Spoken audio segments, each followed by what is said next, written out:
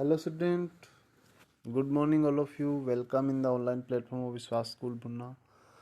Student +1 political science का second chapter हम कर रहे हैं जिसका टाइटल है भारतीय संविधान में अधिकार. अधिकारों के बारे में हमने पिछले 2 वीडियो में पढ़ा था डिटेल में, जिसमें बताया गया था कि भारतीय अधिकार संविधान में किस प्रकार से वर्णित हैं. आज हम जीवन और व्यक्तिगत स्वतंत्रता के अधिकार के बारे में पढ़ेंगे.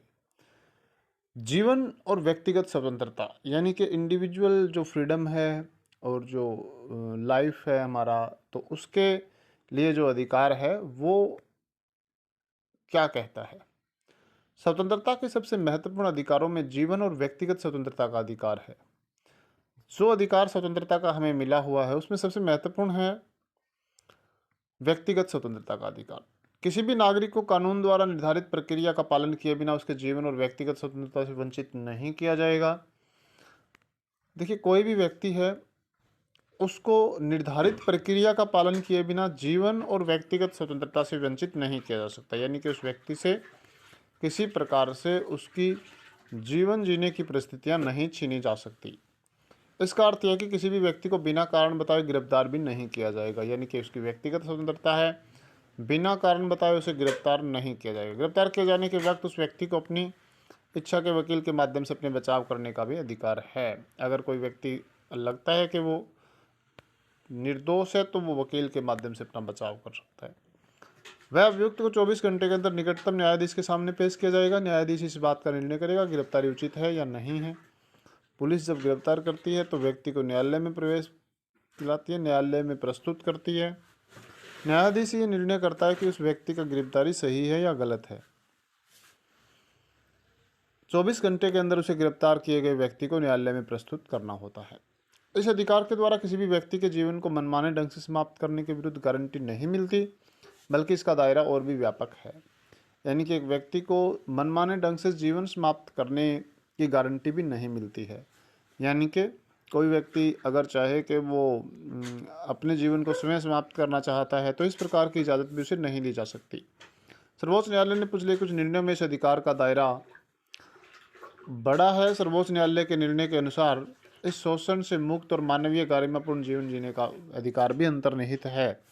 शोषण से बचने का अधिकार भी इसमें शामिल है.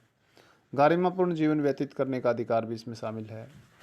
न्यायालय ने माना है कि जीवन के अधिकार का अर्थ है कि व्यक्ति को एक झोंपड़ी में रोजी रोटी का अधिकार है, क्योंकि उसके बिना कोई भी व्यक्ति जिंदा नहीं रह सकता. व्यक्ति को अपनी रोजी रोटी कमाने का भी अधिकार है. न्यायालय ने इस बात को माना है अपने फैसलों में. दूसरा है निवारक नज़रबंदी. निवारक नज़रबंदी से क्या अभिप्राय है. सामान्यतः किसी व्यक्ति को तब गिरफ्तार करते हैं जब उसने अपराध किया हो, पर इसके अपवाद भी हैं. कभी कभी किसी व्यक्ति को इस आशंका से गिरफ्तार किया जाता है कि वह कोई गैरकानूनी काम करने वाला है, तो इसी को निवारक नज़रबंदी कहा जाता है. प्रिवेंशन डिटेंशन कहा जाता है. यानी कि पहले ही उसको रोक दिया जाता है अपराध करने से. किसी भी व्यक्ति को अमूमन जब गिरफ्तार करते हैं तो उसने कोई अपराध किया हो तभी गिरफ्तार किया जाता है, लेकिन निवारक नज़रबंदी में उसे गिरफ्तार पहले कर लिया जाता है, अपराध करने वाला होता है तभी, और फिर उसे वर्णित प्रक्रिया का पालन किए बिना कुछ समय के लिए जेल भेजा जाता है. इसमें जो निवारक नज़रबंदी कानून होते हैं इसमें व्यक्ति को न्यायालय के सामने प्रस्तुत करना आवश्यक नहीं है, तो कुछ समय के लिए उसे जेल भेजा जा सकता है. निवारक नज़रबंदी कहते हैं, इसका अर्थ यह हुआ कि यदि सरकार को लगे कोई व्यक्ति देश के कानून व्यवस्था और शांति सुरक्षा के लिए खतरा है तो वह उसे बंदी बना सकती है. सरकार को लगे कि कोई व्यक्ति देश के लिए ठीक नहीं है तो उसे गिरफ्तार किया जा सकता है. लेकिन निवारक नज़रबंदी अधिकतम 3 महीनों के लिए हो सकती है. 3 महीने के बाद उसे ऐसे मामले की समीक्षा के लिए एक सलाहकार बोर्ड को नियुक्त करना होगा. सरकार को एक बोर्ड बनाना होगा जो नियुक्त करेगा.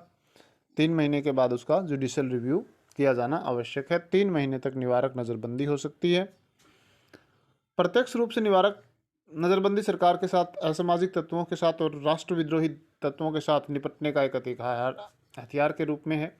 निवारक नज़रबंदी और प्रिवेंशन डिटेंशन कानून को सरकार सामाजिक तत्वों से निपटने के लिए उपयोग में लाती है, या राष्ट्र विरोधी जो लोग होते हैं उनके विरुद्ध ये काम में लाया जाता है. लेकिन सरकार प्राय इसका दुरुपयोग भी करती है. अनेक लोग मानते हैं कि इस कानून में कुछ सुरक्षात्मक उपाय किए जाने चाहिए जिससे सामान्य नागरिकों के विरुद्ध किसी कारण से दुरुपयोग को रोका जा सके। सामान्य नागरिकों के विरुद्ध भी कई बार इसका दुरुपयोग हुआ है, पंजाब में बड़े पैमाने पर हुआ है, जम्मू कश्मीर में बड़े पैमाने पर हुआ है, लेकिन उसको रोका जाना चाहिए, ऐसा कुछ लोगों का मानना है।